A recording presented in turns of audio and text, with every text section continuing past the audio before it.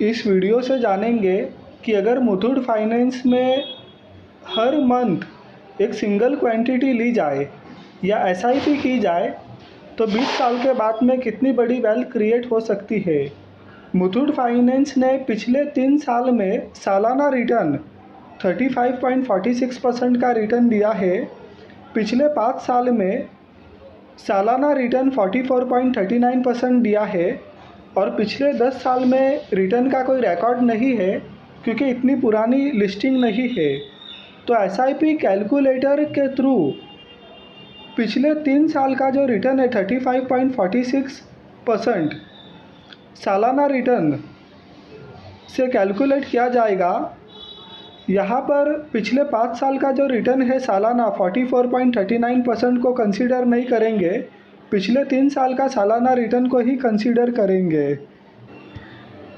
Muthoot finance का single quantity लेंगे 1180 रुपये का monthly SIP amount, expected gain 35% लेंगे जो कि 3 साल का सालाना रिटर्न है, 3 साल का एनुअल रिटर्न है।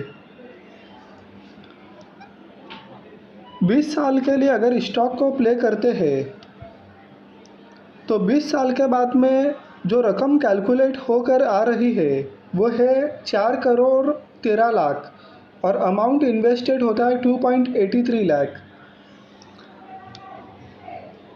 स्टॉक का करेंट वैल्यू 1180 रुपया चल रहा है, लेकिन जैसे जैसे हर मंथ एसआईपी करेंगे तो स्टॉक का प्राइस भी बढ़ेगा और इन्वेस्टमेंट अमाउंट भी बढ़ता रहेगा।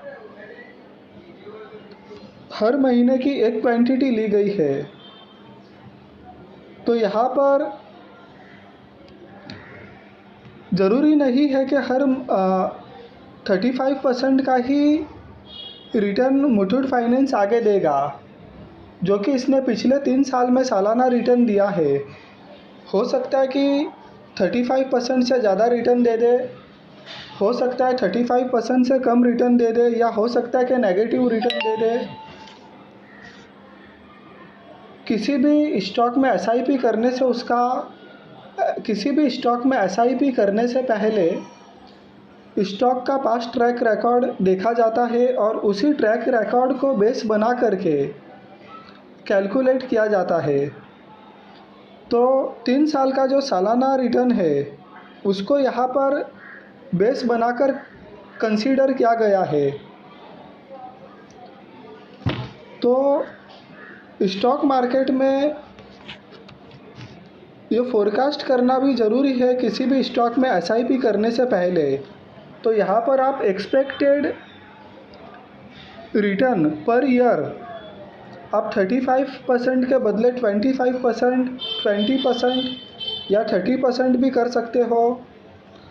आप एसआईपी टेन्योर 20 साल के बदले 15 साल, 10 साल भी कर सकते हैं और हर इन्वेस्टर का एक अलग अलग टाइम हॉराइज़न होता है और उस टाइम हॉराइज़न के हिसाब से वो अपना प्लान कर सकते हैं।